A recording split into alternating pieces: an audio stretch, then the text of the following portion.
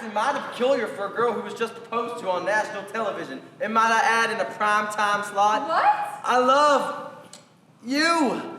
I love you too, Billy Ray. And I'm asking you to marry me. And if you'll only say... Oh, yes! There you go. That's it. Super fun. Everybody just wants to get married now. And we'll have 3 people. All right, are you good? You're comfortable? Yes. It's important that you're comfortable. The most real you could ever be. So we need to see it, and that's why the wig's not on. And that's why all that. So all of the, this is a mirror, right? And theatrically, they buy that you're looking in the mirror. Jeannie would fight you on all of this. Yeah. You, we imagine what Jeannie would say. Yeah. Right? So that's why it's a little more vulnerable than it would have been otherwise. But you can all that together. Everything's alright.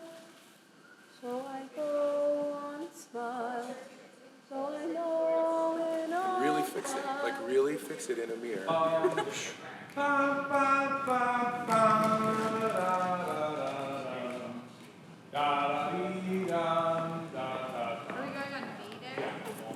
got you to share. I'll always be there. No, I mean it will happen because it's a vulnerable piece. But think about that. You're laughing and then you're crying inside of 2 or 3 minutes. That means everybody's on the ride.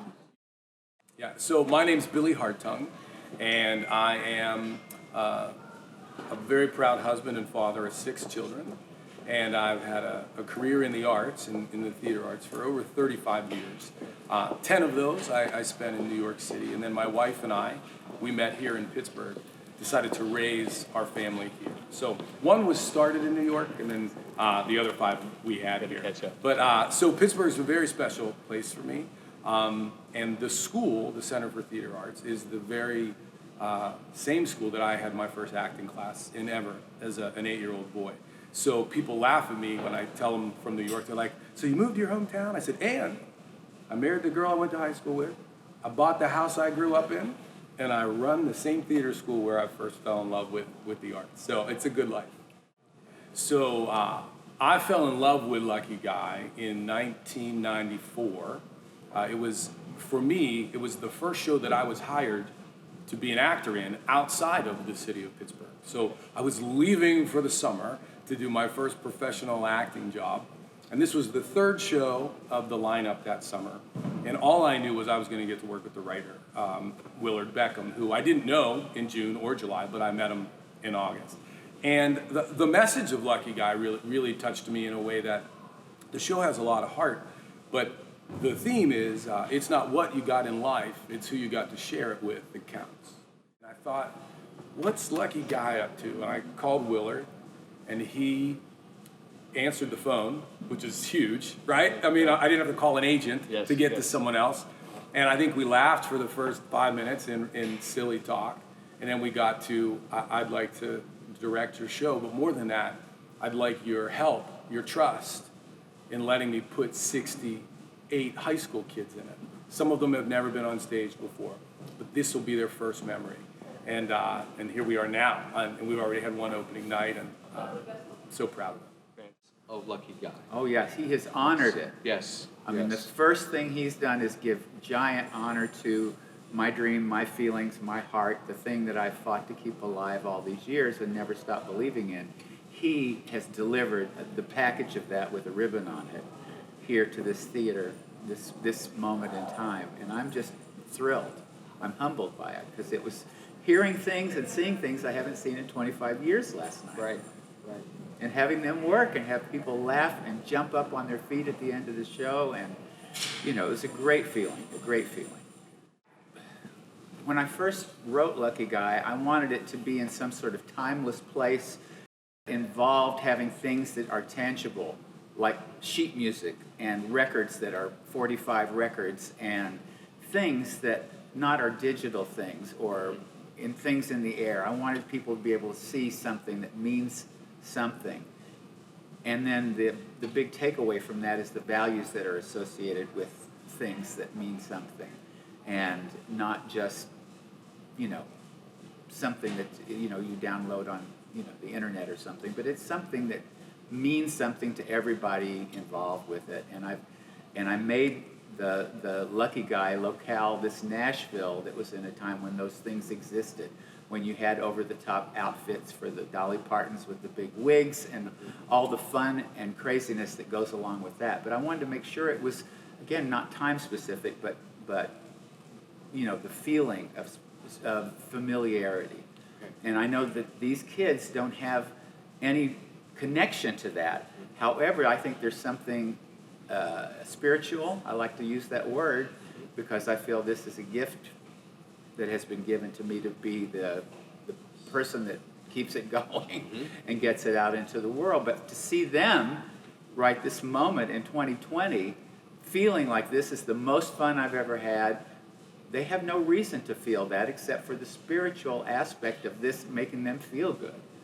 Jokes that maybe they don't even know what they mean, but then they hear the laughter and they go, wow. But it's things that are not of this time, and it's not of any time in specific, but it is something that lightens the spirit, it makes someone happy, it makes someone maybe reevaluate their feelings or appreciate someone in their life, maybe their parents, friends. And I think it really speaks to them because they're in an age where it's Instagram and Facebook, and you see a lot of jealousy and a lot of other things that I don't have this, I want that, and why can't I be wearing that? And why does my hair look like this? And why, you know, am I heavy and they're not? And a million things. But this brings them together. This, especially this group, they have each other's backs. They are so happy for each other's success in this because they don't even have like a Mamma Mia video to watch. They are creating this. They are creating something that's out of my memory, Billy's memory, and what's on the page, and they're bringing it to life. Billy and I can want it all we want, but they're the ones that actually do it. That's what's so amazing about this production. They do it. And how do they do it? I don't know, but again, I think it's a spiritual thing, and they are bringing it home. So tell me what this production does for the Center of Arts. Well, for the Center for Theater Arts specifically, it allows us to remain a theater school, not a theater company. I'm casting kids to teach them how to rehearse and perform. So it's like a class. So they come to my school. We have over 84 classes a week where we teach. We're 39 years old. Singing, dancing, acting, musical theater, voice. We have a special actors program. Every kid that comes gets a chance to go, I know I'm here for dance, but they're singing over there. And how do I get into that room? So they grow up there. The average kid stays 10 years.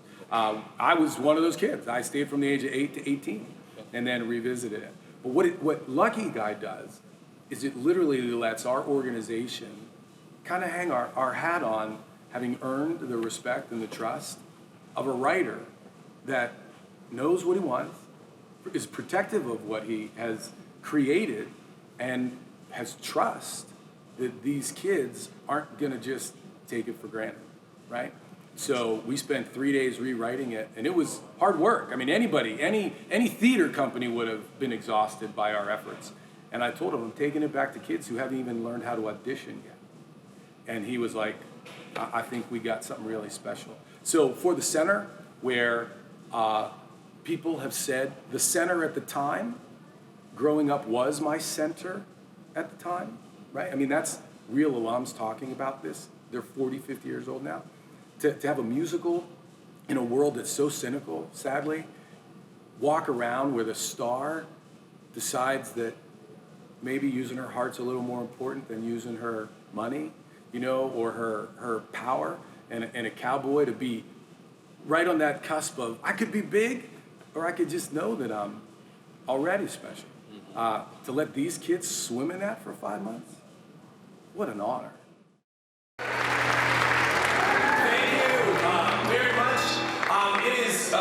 Many times, a lot of you, the parents of our students, are used to me coming out during the alt school and explaining how important these shows are to us at the Center for Theater Arts. I don't do it in the high school version because we try to, put together very specific steps. We rehearse, we perform.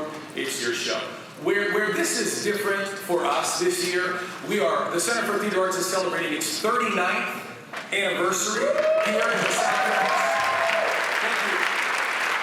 And we're so very proud of what we do and why we do it. But for this specific project, we are performing for you a Pittsburgh premiere.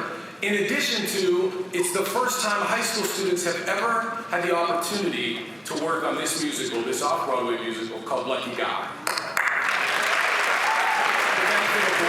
From New York, consulting, working with us, giving so much of his passion for this project to us, trusting us, because he knows that it is about the education. It is about the retrieving of classes. It is not about the reviews in the New York Times or the New York Post. It is, although I'm super excited about everything people have been saying about the show, I'm more interested in what these kids are saying and how they're feeling.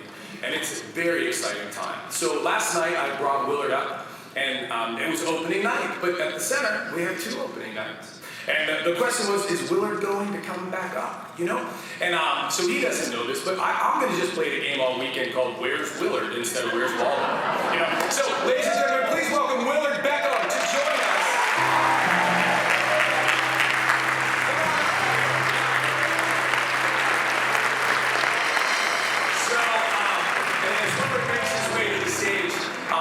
I just want to share what a delight it was for me to have a chance to watch him watch the show and to experience this very magical process. How are you today, Willard? Great, I wore a tie just in case.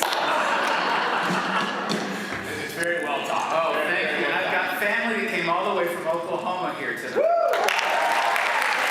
Inside that old Sage County line, you'll find that Oklahoma home of mine. And every memory we share is taking me there inside that old Sage County line.